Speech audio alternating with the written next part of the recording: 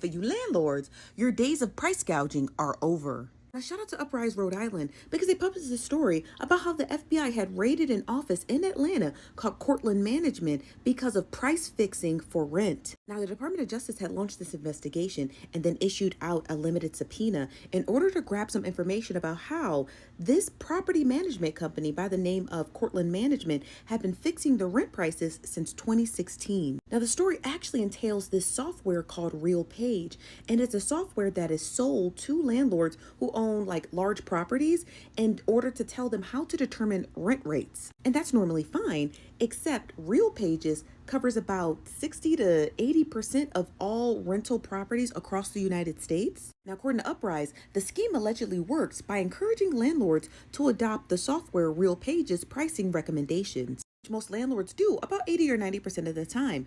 This coordinated effort amongst landlords to follow the software's suggested drive up rental prices by reducing the availability of units. The goal is to prevent landlords from undervaluing their properties, thereby ensuring higher rents nationwide. So let me break the scheme down to you. So say a landlord has 100 units and the price is fixed at $1,200 a month per unit. Let's just say they're all 2-bedroom units. Now, the landlord goes and gets that RealPages software and it says increase the rent to $1,500 and then make only 20 of those units available, even though the landlord would still have 80 more units to rent. So now me, the consumer, is going to the landlord's property management website and I'm seeing these apartments that are nice, but they're not available.